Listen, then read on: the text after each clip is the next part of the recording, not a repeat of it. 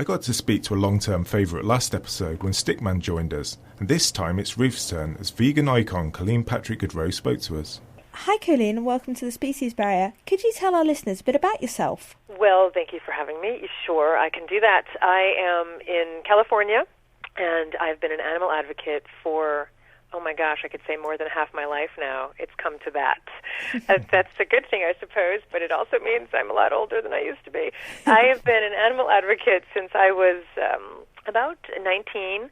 I grew up typical American family, which I don't think is very different than over there, consuming everything that walked or swam or flew, and was a typical kid who also really cared very much about animals and certainly didn't want them to suffer, certainly not at my own hands, and didn't know that I was contributing to that. And so I often tell the story about how that compassion that we have, which is pretty fierce, I think, when we come into this world, was dulled and put to sleep and stayed there until I was about 19 or 20 when I read a book that started me on this path. And I eventually became vegan and was an animal advocate. I considered myself an animal advocate even while I was consuming eggs and cow's milk. I just wasn't all the way there, but I very much cared, and I was on this journey. And when I read Slaughterhouse, which is an investigative journalist's account of slaughterhouses in the U.S., I had my full awakening and became vegan immediately, that is to say, awakened to that compassion immediately, and started advocating very quickly on behalf of farmed animals, more so than I had done in the past. And that was 14 years ago, and what I do is focus on really guiding people to make the transition. I think most people know intuitively, and because of all of the work of amazing activists around the world, what's happening and the problems with raising and killing animals for human consumption. So I think people really know why. I think most people are uncomfortable with it intuitively. But they struggle with the how. They struggle with the transition. They struggle with the questions about nutrition and food and culture and the social aspects in our families. So I really focus on helping people through the transition while speaking for the animals and on behalf of compassion. And so I do that I have several books. I have my first 3 books were cookbooks, so giving people the recipes they need to make this transition. And the rest is really through my online program, the 30-Day Vegan Challenge, through lectures I give around, I'd like to say around the world, but right now it's pretty limited to North America. Okay. And through the podcast that I've been doing for, now we're going on to 7-8 years, really covering all issues around living compassionately and healthfully. What are some of the misconceptions that you address through your work? Everything from, the nutrition aspects, because we're all taught everywhere, we're all taught that the nutrients we need are animal-based. We're not taught that the nutrients we need are plant-based, which is the fact. The only nutrient that we need that's not plant-based is B12, but that's not animal-based either. It's bacteria-based. Mm-hmm. So what I try to do is really approach this in a way that people can understand from a common-sense perspective. You don't have to become a nutritionist or a dietitian to understand that basic concept that the nutrients we need are plant-based, and the reason we get them when we eat animals and animal secretions is because the animals are eating plants. So what we're doing is we're going through the animal to get to the nutrients that the animals are getting because they're eating plants. So I recommend that we skip the middle animal. And so I get into detail about calcium, and the reason calcium is in cow's milk is because the cows consume grass, and we're consuming the milk of that animal because they consumed grass, etc. So that's my approach to the nutrients. Certainly the food, and really helping people get past the point where they think they're craving animals. I think all of us have probably said some variation of I need meat, or I'm craving a steak, or I'm craving meat, or something like that, or I'm craving cheese. That's a big one, certainly over here. I'm sure you've heard it over there as well. One of the chapters and one of the days in the 30-Day Vegan Challenge is called "There is Life After Cheese." So this idea that people can't think they can't quote unquote give it up.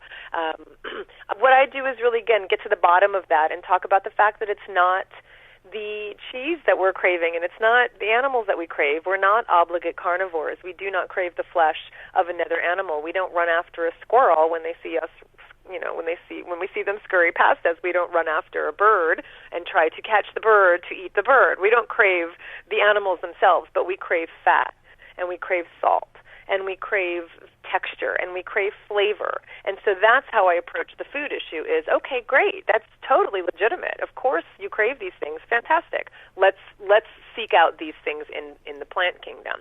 Most of us were taught the source of those cravings, animal products, before we were taught what those cravings were. And then the other part is the social aspects, because I think we both live in cultures where animal products, the consumption of animal products, meat and dairy and eggs, is status quo.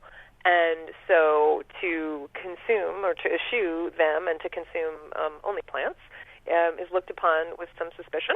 And so I address the different ways to be able to have these conversations with people and to help people see how quote-unquote normal it is, that it's not so different than what we're already doing, and really help guide people around the relationships and their issues around going vegan.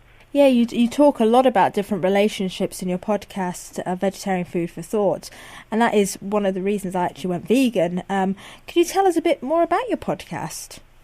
Yes, and I will say that I do use the word vegetarian in the general sense of the word, and I do it because, the word vegetarian originally included, when people were vegetarian, originally meant that they weren't consuming anything that came out of an animal. It's the reason Donald Watson came up with the word vegan, because he became frustrated that the word vegetarian started losing its meaning, and people who called themselves vegetarians started consuming eggs and cow's milk. So that's why he came up with the word vegan. And so I call the podcast Vegetarian Food for Thought, using vegetarian as an umbrella term, but it's vegan. It's all vegan, and I don't hide that. It's there. You can see it in the podcast descriptions and the episode descriptions. So, and I also know that people are still, as much as we're all working really hard to debunk that the mystery of that word, it's still a word that scares people. And so I hear from so many people who come to the podcast, who are still consuming cow's milk and eggs, who don't listen to the episodes that are specific to those products, but who start just dipping their toe in, who might otherwise not have done so if it were called Vegan Food for Thought. So that's my introduction to the title. But basically, kind of what we just said is, every episode is on a different topic, and it addresses every aspect of. This touches every area of our lives. The food we eat, the relationships we have, eating out, holidays, traveling, packing lunches for our children, cooking, taking the time to cook, everything you could imagine. The most recent episodes, I've been doing this podcast for, like I said, going into 8 years now, and the most recent podcast was on keeping a vegan home and really giving voice to feeling confident that you can draw boundaries at your own front door and in your own relationships. And I don't ever advocate doing those things in such a way that will isolate us. I do it, hopefully, the intention is to deepen these relationships we have with the people in our lives who are not vegan, but for us to also feel confident and unapologetic, living in a way that reflects our values. And so that's what I am probably most proud of in the work that I do, and that comes out in the podcast, is really help vegans find their voice, to feel really confident, and to also live in this world. We are a minority in our cultures, and I don't really think we should go find a hole to live in and just live amongst ourselves. I want us all to live among those who we're in relationship with, and it's a matter of finding the balance between living our values and still having those relationships. You're listening to The Species Barrier on 107.3 Siren FM. A common phrase you use is speaking your truth, and I suppose that's what you would be doing to get across to someone that you want to keep a vegan home and so on. Yeah, speaking your truth is one of the things it's so simple, isn't it? And people have really responded to that. I'm so thrilled. I can't tell you how many people I hear from who don't just say, wow, thank you so much, I'm now living my truth, I'm literally living according to my values, but who say, I was a vegan in a closet. I didn't want to tell anybody, because as soon as I said I'm vegan, you get attacked, or people make jokes, or, right, you get, you snide comments or what have you. And so, again, in terms of keeping a vegan home or just speaking your truth and being the vegan in the room is what I call it. It's a matter of knowing where we end and another person begins. And it's so important to know that, because I think so many vegans, they have mistaken that line, and they've often said, and you've probably heard this too, people who say, well, someone asked me why I was vegan, but I didn't really want to get into it because I didn't want them to feel like I was proselytizing. And I think, well, there's a way to answer the question. I mean, it's just a question, and we can answer the question and be honest, and how someone takes that answer isn't ours. So if I just say I'm vegan and someone freaks out, that's not mine. I didn't do that. That's theirs, right? And so what happens, though, is that we've projected that onto ourselves, and so many people have chosen to not even say I'm vegan because of what follows. So it's that kind of thing, of knowing where we end and another person begins, and knowing what is ours and knowing what is not. Yeah, we have no such problem speaking our truth doing a radio show like this. Yeah, right on. Everyone around us knows we're vegan. We're quite. Although, having said that, I did find it very hard when I was first a new vegan, and it's definitely something that I've had to develop. I think you develop over years. You realise that you have to speak your truth. You'll just be considered, I don't know, strange and, well, a mystery. Well, I think there are other consequences though to that too, Ruth, and I think you'd probably agree, and you've probably seen this. I think the consequences of not speaking out, one of the consequences is that you stop being vegan. I think it is, yeah. Yeah, I think and this is where this is important, to not, in our advocacy or just in our living our truth, the intention is not to change the way people react to us. What we need to do is change the way we present ourselves. And that's the difference between being an apologetic vegan and being an unapologetic vegan. So much of it is just a change in perception. Because if we realize that we have nothing to apologize for, and isn't it the most fantastic thing to live and be proud of being compassionate people, that's where we live, that's where our truth stems from. Once we change that perception in our own minds and realize, wow, well, I'm proud of that, that's not something I want to hide, then we can do it more confidently. It's when we feel that there's something wrong with that, or when we feel that as soon as we say, I'm vegan because I don't want to hurt anybody, or because I don't want to contribute to violence, or because I care about animals, knowing that when we say that, if someone gets offended by that, that's not our problem, in the sense that we didn't offend them, they got offended by something we said. And when you don't get to that place and you feel hammered again and again, I think that's when people start to justify wanting to feel quote unquote normal and go back to consuming animals, because they never really found their voice living their truth. I think that's where having podcasts and things for people who are maybe in more isolated situations. For example, when I went vegan, I lived in Hong Kong, and then at the time, it was sort of before internet groups and things like that.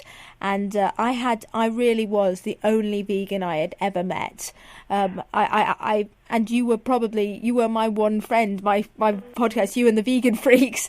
And it was just made me feel like it wasn't just me, I wasn't alone. And by speaking out and being honest about our veganism, you'd be so many people, I'm surprised, I go, oh, I'm vegan too. Oh, that's lovely. Oh, that's fantastic. Oh, come along to our house, We were just saying earlier that we've had to our latest Bring and Share 40 people. Not all of them are vegan, but a great percentage of them are, and a great percentage of them don't really have anywhere to go. But it's really nice when you can get people so they can feel normal, or like what they're doing is worthwhile. I love that so much. I mean, it is so true. I think community is one of the biggest aspects to help people feel confident, and that could come in the form of a person, in the flesh, or it can come in the form of podcasts. And what you said is so special, and it's just so special that you're now providing that voice for other people, because I've heard that before, that that I'm the only vegan people know, and it provides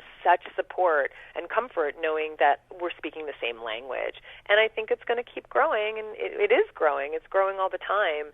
And the only way we know that there are others around us who are like-minded is by speaking out. Yeah, there was a story that in America, hasn't the vegan population doubled within a certain within the last space year? of time? It has.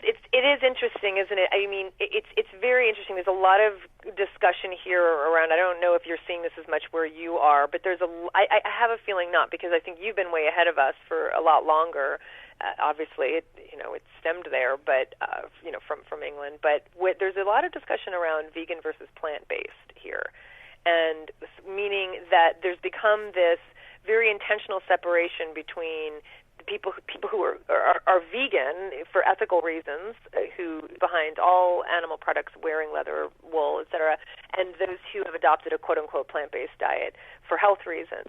Now, in my mind, the bottom line is, great, I don't care why you're doing it. It means fewer animals are killed, and that's what we want. So I think some of that statistic is the people who have stopped consuming animals. But that's ultimately where it's going to hit the numbers anyway, because of the fact that leather and, it's a byproduct of the meat industry. So the fewer animals we have killed for consumption, the more that the numbers are going to go down for leather consumption, et cetera. So it's true, and it's very encouraging. It's very encouraging to see the growth in people eating plants. Yes, they're not necessarily ethical vegans, are they?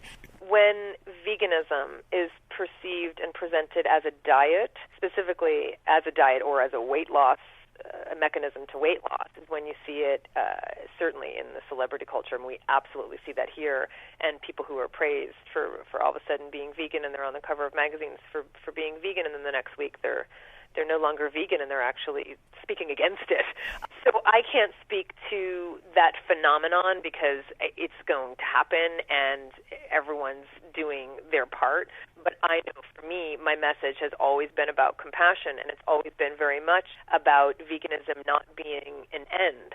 And I think when you look at veganism as an end, right, like as a diet, then you can stop it, you can start it, you can do it once in a while, etc. It's not a mind change. It's not a paradigm shift. And for me, being vegan is a means to an end. And for me, that end is unconditional compassion and optimal wellness. I mean, it's the whole package. But that's the veganism is the step to getting there. It's not the end all be all. And that really makes a difference in terms of how people perceive it, because then it becomes, like I said, a paradigm shift, and it's not fleeting, it's not temporary, it's not even difficult. It's just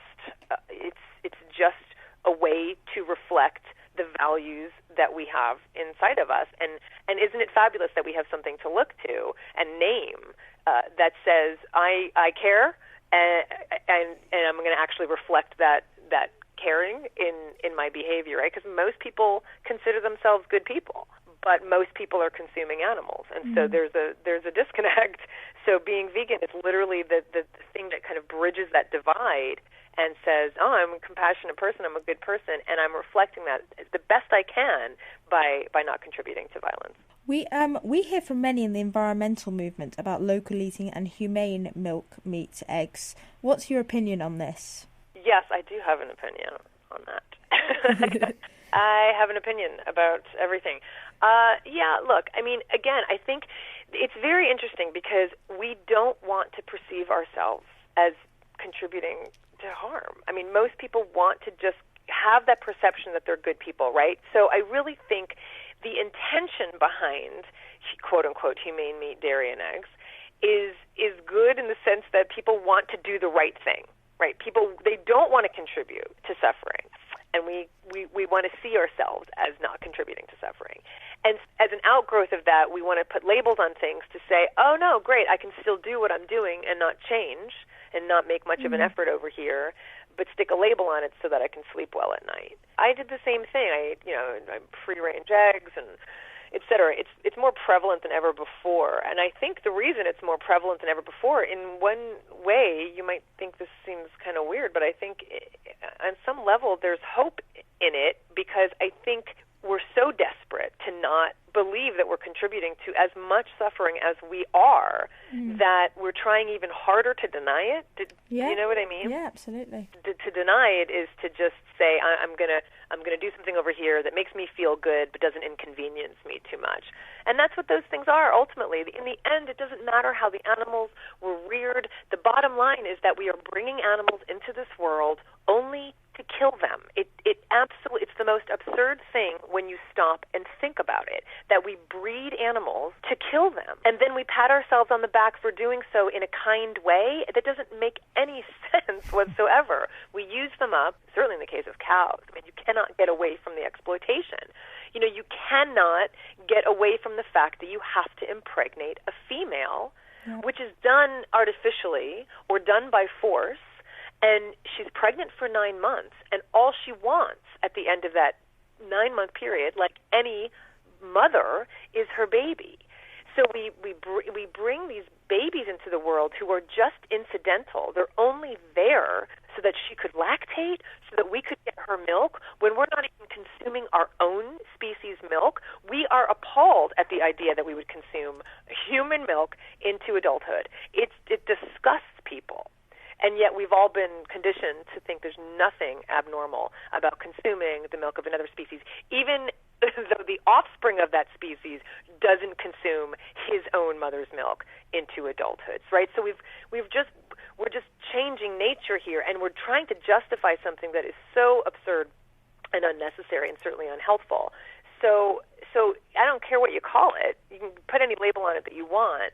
But that's not humane to me, to take away a mother's offspring and to send her to slaughter when she's used up, and to send him to slaughter because he's the wrong sex, because you can't use him for dairy production. I mean, it's just so unnecessary, and we've all been so conditioned to think it's normal, and that's what really needs to change. What needs to change is not the production methods. What needs to change is our thinking about it.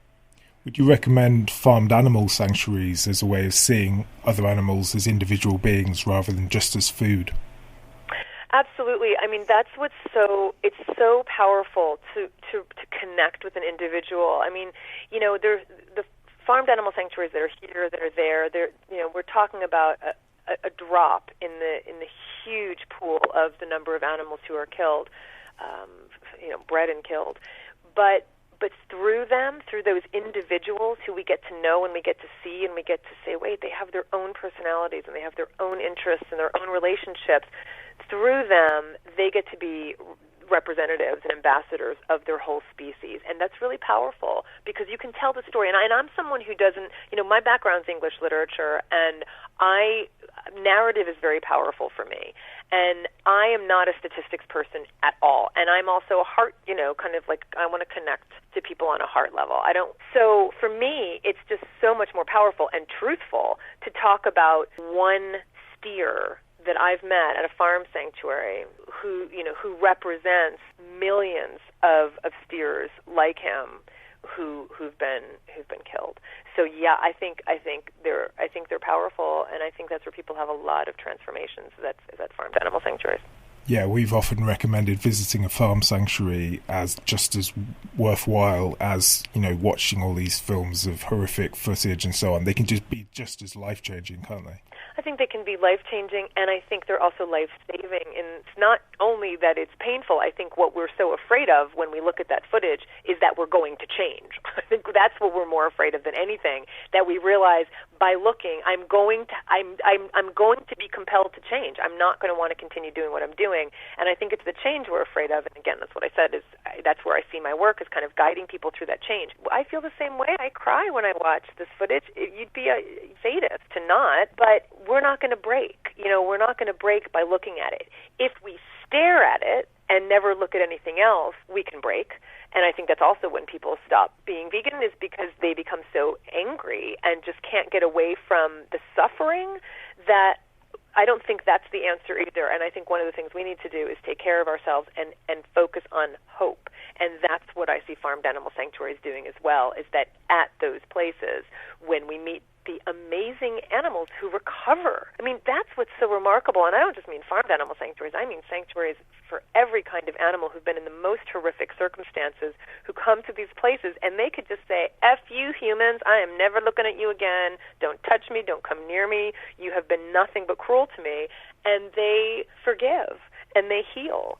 And we have so much to learn from that, and I think that's what gives me, at least, a lot of hope and certainly a lot of serenity. So I think it's life-saving on a number of levels. Hi, I'm Peter, Vegan Power Ebden, former world snooker champion, and when I'm taking a break from making breaks, I tune into the Species Barrier radio show on Siren 107.3 FM.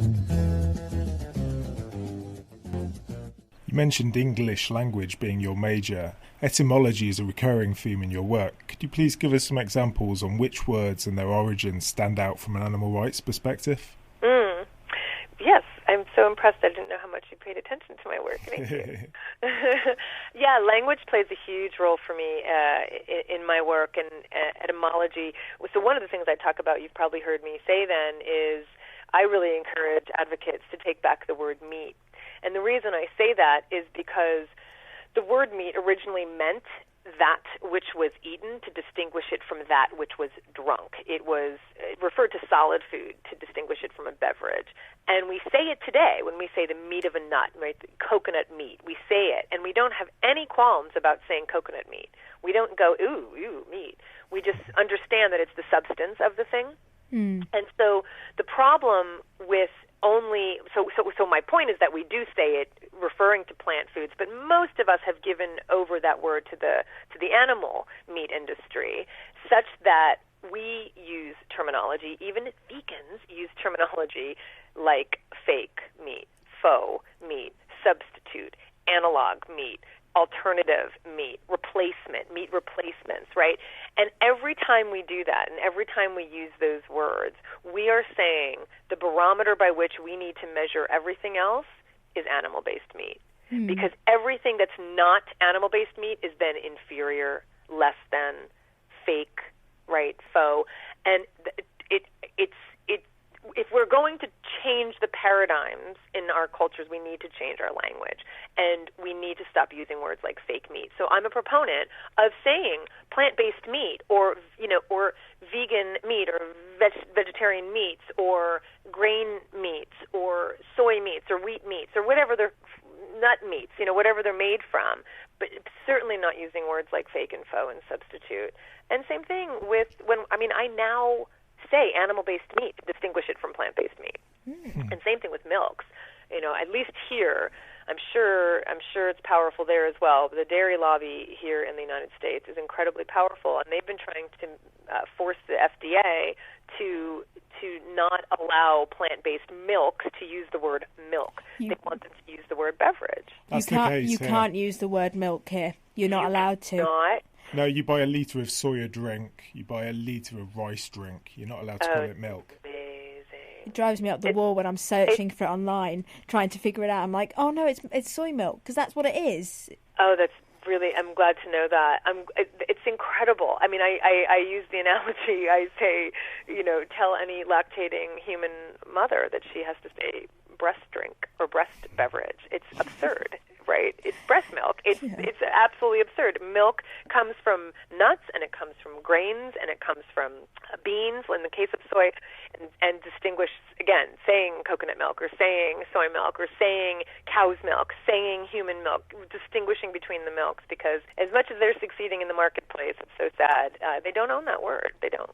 So those are some of the examples of language I talk about, and there's plenty more. I think I recently did a podcast episode specifically on etymology and the history of even the words that we use. Certainly, this is relevant to all of us, especially you there now, whereby certainly when the Normans came over and French got incorporated into English, how the words changed from cow to beef, and from chicken to poultry. I mean, all of the the words referring to the animals themselves, to the living animals, were Anglo-Saxon words. And then when the French came in, the French language came in, the words became removed from the living animal, and we now had two separate words, one for the living animal, one for the slaughtered animal. And I just think that's really fascinating, because I think it reflects our thinking, and I think it reflects our cultural behaviors. It reflects a disconnect, doesn't it? Yes. It absolutely reflects a disconnect, of course. So because so to this day, we say beef, and if you were to say to someone, "Would you like a cow burger?" they'd be offended by your use of the actual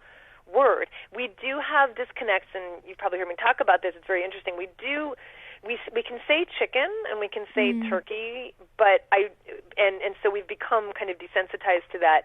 But one way we can kind of change that up, and it's very powerful, is if we say, "Would you like some chickens? Would you eat chickens?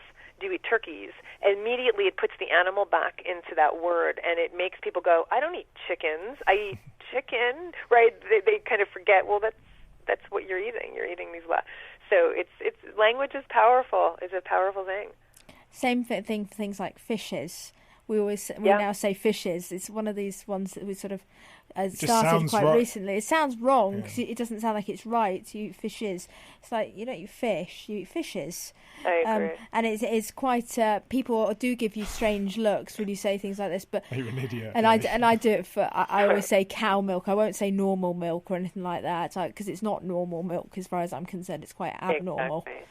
Regular milk or normal milk. Yeah. Many people know you through your cookbooks. Can you tell us a bit more about these? So the first one, which has now been around since 2007, is The Joy of Vegan Baking. And that was my first book, and it was the book to demystify vegan baking, because it's probably one of the top 3 questions most of us get about being vegan, is that you can't bake without eggs. And, of course, it's not true. Again, getting underneath everything. It's not animal-based milk and animal-based butter and chicken's eggs that make baked goods possible. It's fat, and it's moisture, and it's leavening. And when that, again, is, that's what I need to, those are the components to baking. Well, what are those components in plant foods? Well, of course, obviously plant-based milks, of course plant-based butters and fats and oils, and moisture comes from a number of different places in baking, not just vegan baking. I mean, it comes from the different milks, comes from water sometimes it's from the oil. And then the leavening, I mean, it's baking soda and baking powder and many different things to leaven it. So that was the intention and the foundation of The Joy of Vegan Baking, and it's everything from cakes and cookies and muffins to pies and breads and smoothies, everything.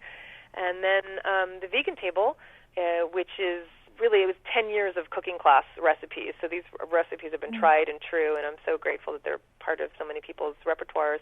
And it's broken up like an entertaining book, because I think that's one of the things that really trip people up as well. It's not just, okay, I can make a great dish. It's how do I plate it now, right? Because we're also used to having that same construct of meat here and then some side dishes. So when it comes to quote-unquote vegan food, which is just normal food. It's food that we're already eating. It's fruits and vegetables and nuts and legumes and seeds and, herbs and spices. But how do I then construct a plate around those things? And I talk a lot about the fact that most of it has to do with a focal point. That's what meat tends to do on a plate, is to create a focal point. It's certainly not pretty. It's certainly not vibrant. It's a focal point. And so the Vegan Table is meant to help people kind of plate the foods, and I create different meals. And it's broken up by the number of people you host, because, again, in terms of entertaining and feeling like you can put a whole meal together, that's what the Vegan Table is. But they're recipes for every day. And then Color Me Vegan was to really reflect what I encourage people to do. Again, I don't really think things have to be complicated for people, but I wanted people to be excited about eating healthfully, and so it's a cookbook broken up by color. So it really encourages people to eat by color as much as possible. So each different chapter is a different color with concentrations in that color for the different recipes. People are often confused that it is actually possible to make a vegan cake without eggs. How do you substitute eggs in your cake recipes? So sometimes you don't even need, there's plenty of recipes that I have in The Joy of Vegan Baking where there are no egg, quote-unquote, replacers. There's no egg substitute per se, because there's enough of what I said, the moisture, the fat and the leavening from either, I'm thinking of my chocolate cake, for instance. I mean, these were wartime cakes that people were making. There's oil and there's cocoa, unsweetened cocoa and sugar and baking soda, and then the addition of a little bit of vinegar. You can use apple cider vinegar or you can use just white vinegar, reacts with the baking soda to create a leavening effect. So that's an example where it's not necessarily an egg replacer, it's just chemistry, right? It is. Ruth's found this with her own cakes, haven't you? Yeah, I supply cakes for a local charity cafe. Basically, they've gone completely vegan, all their cakes now. Oh, that's fantastic. Which is, I just took in some samples and got a few different cookbooks, and I bake as well. I love baking. So, the apple cider vinegar bicarbonate soda one is very well known in our house. Really well known for when people request their cakes now and everything. And the Guardian newspaper listed the place that's selling the cakes as one of the top 10 local places to eat around here. So it's been really? And do they know that all the baked or the cakes are vegan? Oh, absolutely. They know the cakes are vegan. I think he says afterwards. I know the people who buy them don't always know they're vegan, but the bakery, most time the guy who runs it always tells them afterwards. He's good in that sense. Yeah. Well, they last longer, they taste as good, and there's no health and safety issues. Isn't that great? I know, it's wonderful. I always say when I do live cooking demos, I mix up the batter for the cake, and then I show the class, and I say, look really closely. No salmonella. Isn't that amazing? No foodborne illnesses. You can lick the bowl clean. And actually, you said a while ago, and this was a while ago in the Vegan Freaks podcast, that feed them chocolate cake and they'll come. Do you believe that food is a good way to help push people in a compassionate direction? Absolutely. I mean, that's why I have the cookbooks. The cookbooks for me are, and anything I do around food is absolutely a means to get people to be open and listen to the bigger message. And it really does, not only because it changes people's minds, because they go, oh, this is quote-unquote vegan. I mean, you've seen it, I'm sure, a million times. And this is the tricky part where, especially when you don't want to say something that's going to enhance the block they already have or reflect the block they already have. So if you said to someone, here's a vegan cookie, they'd go, oh, okay, great, thank you. And yeah, it's good, it's okay, right? But if you said, here's a cookie, and they eat it and they go, oh, this is really delicious, and you go, really? This is vegan? You have to kind of get them to open their mind up first. Then they're receptive to it. So food does that. I mean, in my cooking classes again, they're just a way for me to be able to talk about this. I mean, obviously, and give people the tools they need. I mean, that's why I do them.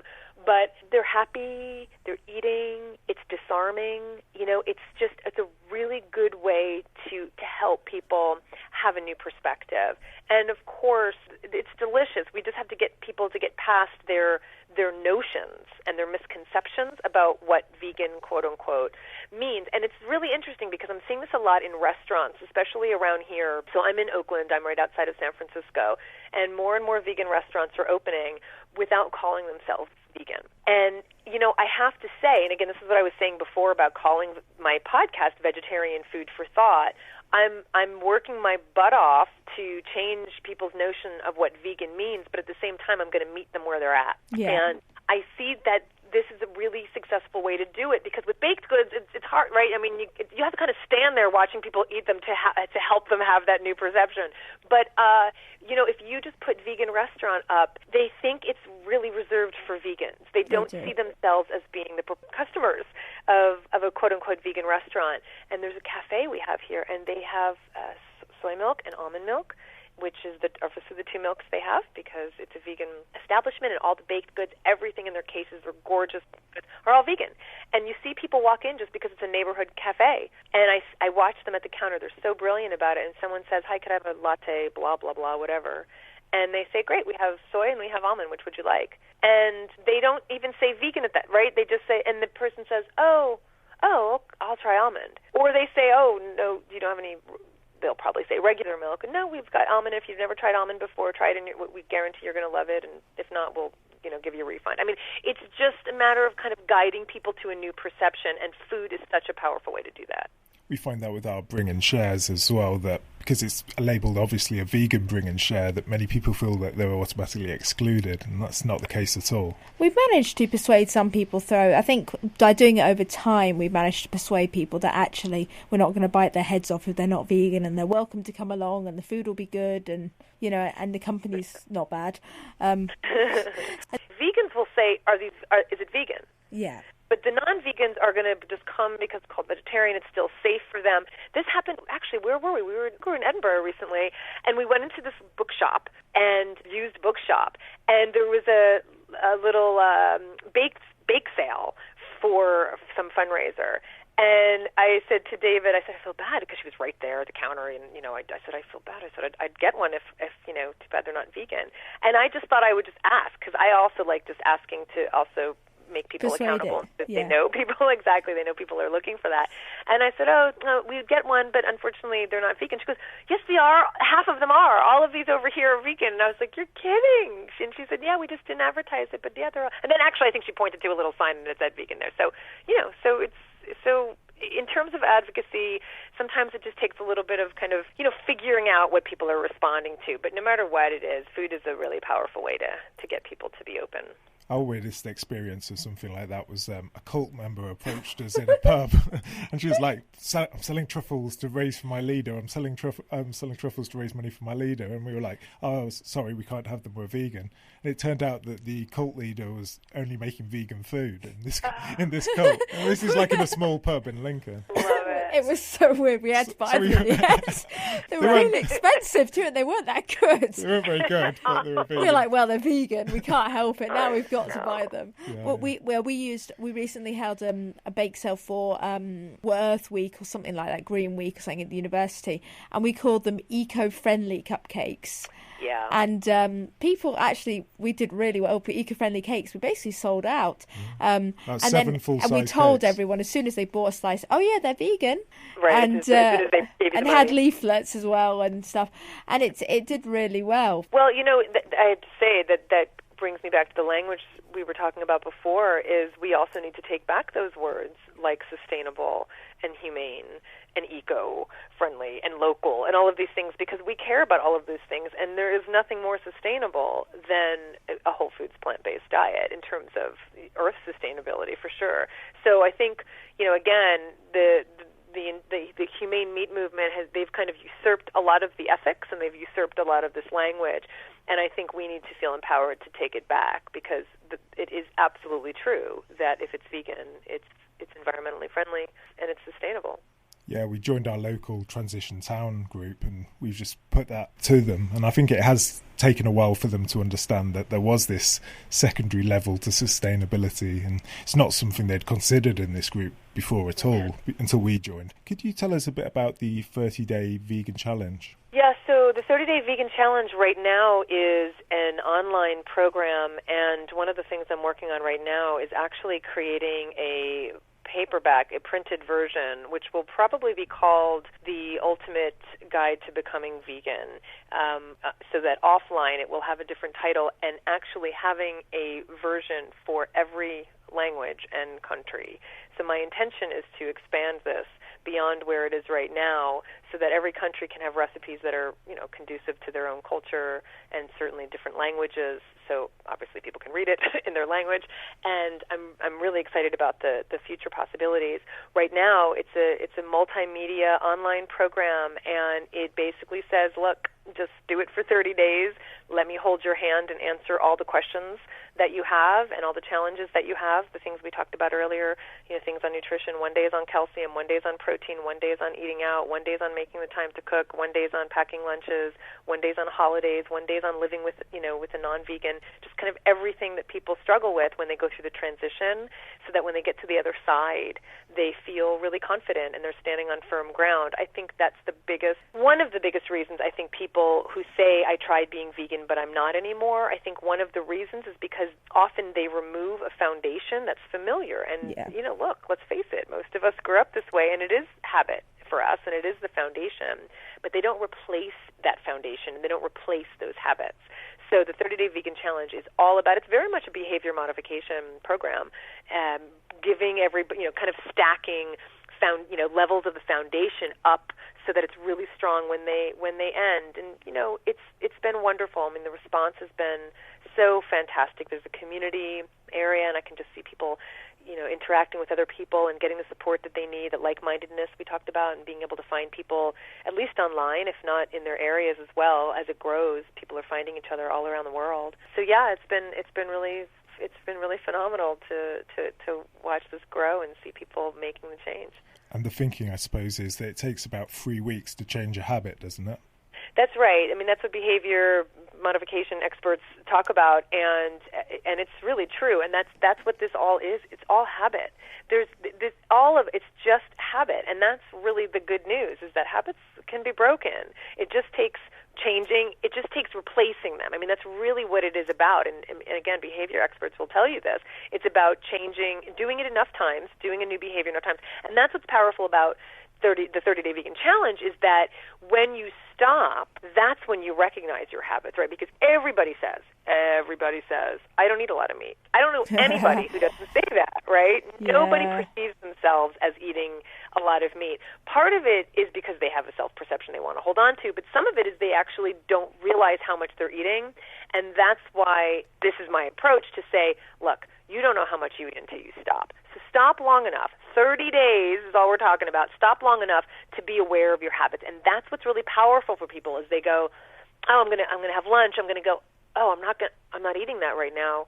What are my options over here? And you start looking in a new direction, and you start making new choices. And that starts to change your behavior, and it starts to change the way you think. And it's done through videos that that are me, guiding people, and audio messages, recipes, resources. So it's a behavior modification process, and by the end of 4 weeks, you've got everything you need to just sail on. And what's the website address for this and your podcast? So that is 30dayveganchallenge.com. But everything can be found at my website, which is compassionatecook.com, and that's where you can find the podcast. The podcast is on iTunes. Thank you for what you guys are doing. It's just so encouraging to see so much happening all around, and I'm just glad we're all doing this together.